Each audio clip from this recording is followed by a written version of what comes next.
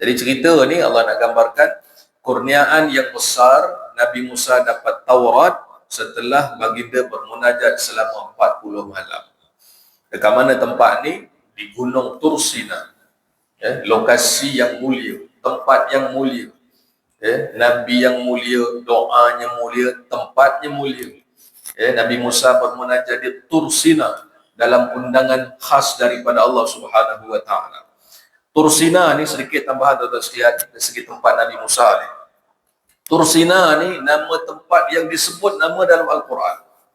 Allah bersumpah dengan nama tempat ini.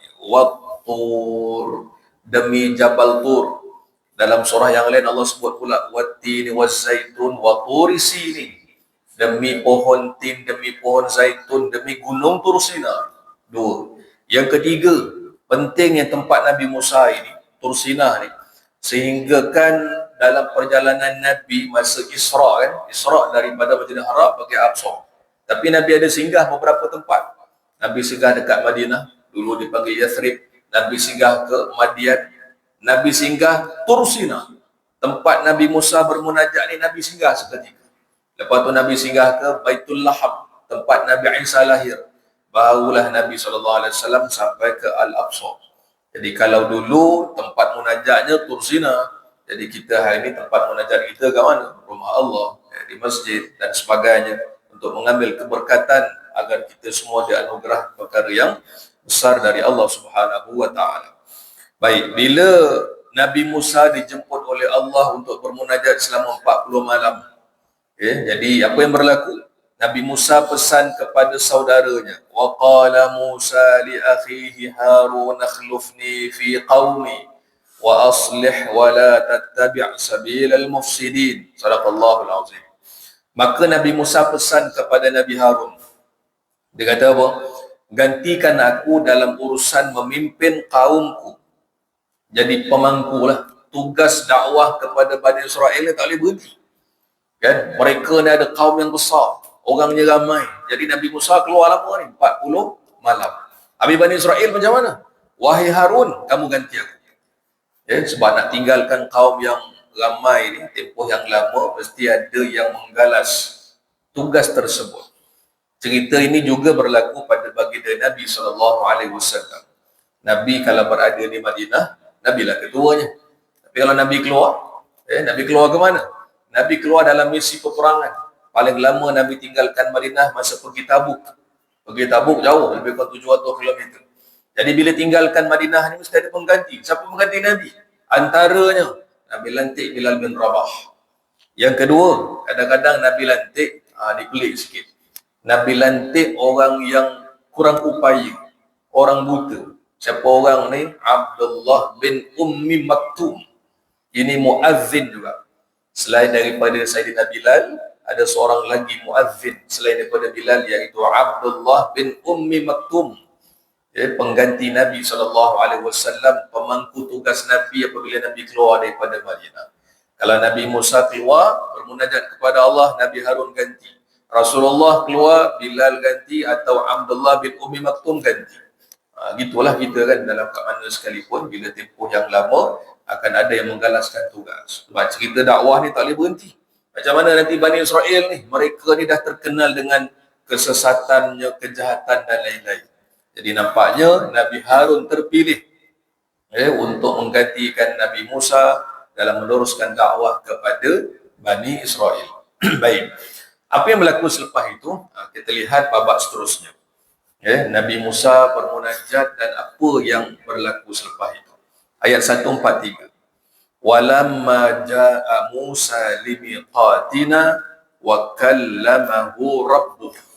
Allah nyatakan mukadimah ayat 143, dan ketika Nabi Musa datang pada waktu yang kami telah tentukan itu, dan Tuhan yang berkata-kata dengannya. Akhirnya Nabi Musa pun datang dan bersetuju. Allah perintahkan Musa datang tempat sekian-sekian, Nabi Musa boleh datang, sampailah kat tempatnya di Jabal Tur tu tadi. Lalu Allah kata apa? Tuhannya berkata-kata dengannya. Ini kalau kita baca kisah Nabi Musa ni, seorang Nabi yang Allah anugerahkan satu keistimewaan.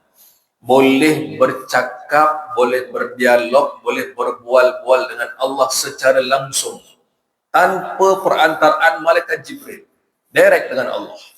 Nabi Musa bercakap, Allah bercakap, mereka berbual, perbualan dengan Allah. Surah yang lain disebutkan wa kallamallahu Musa taklima, dan Allah boleh berbual-bual, berbicara dengan Nabi Musa beberapa perkataan. Dalam kitab Syekh Ahmad Fahmi Zamzam, dalam bab akidah, cerita dia masuk bab akidah sikit. Ulama nyatakan adalah satu perkara penting yang mesti diingat. Bila sebut Allah berkata-kata, jangan gambarkan macam makhluk. Kita bercakap macam mana? Dengan mulut, ada suara, kan, ada nada kita, kan. Tapi Allah berkata-kata, laisa kamithlihi syai'un. Allah tidak ada apa-apa persamaan dengan makhluk. Jangan gambarkan Allah bercakap macam mana. Kita bercakap dengan mulut. Bagi Allah yang selayak, maha suci Allah daripada sifat yang sama dengan mana-mana makhluk. Jadi Allah cuma cerita Nabi Musa berbual-bual dengan Allah, Allah berbual dengan Nabi Musa. Caranya macam mana? Wallahu a'lam bissawab. Hanya yang Allah saja yang maha mengetahui kaedahnya itu bagaimana. Cuma dalam ayat ini kita lihat betapa mulianya baginda Nabi Musa alaihi wassalatu wassalam.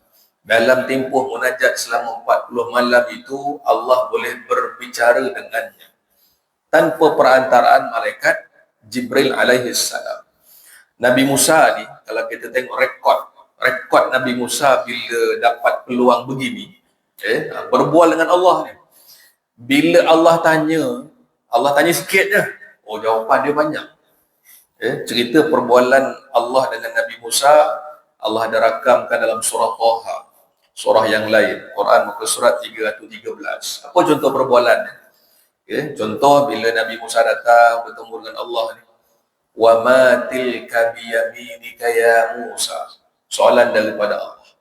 Allah tanya, wahai Musa, apa ada kat tangan kanan kamu tu? Gitulah soalan. Allah bertanya dalam keadaan Allah maha mengetahui. Kita tanya sebab kita tak tahu. Allah tanya ni supaya apa? Supaya cerita tu kita suruh sampai pada kita hari ni. Wahai Musa, apa kat tangan kanan kamu tu? Kan, kalau kita jawab lah, ada tongkat. Kan, ringkas. Tapi kan, Nabi Musa bila ditanya oleh Allah, timbul rasa rindu dan rasa seronok yang teramat sangat bila boleh berbual, bicara dengan Allah Subhanahu Wa Taala. Yang tanya Allah ni, Allah yang tanya. Jawapan Nabi Musa panjang. Apa jawapan Nabi Musa? Qala hiya 'asaya atawakka'u 'alayha wa ahushu biha 'ala ghanami wa li fiha ma'arib ukhra. Allah nyatakan dalam ayat 18 ni.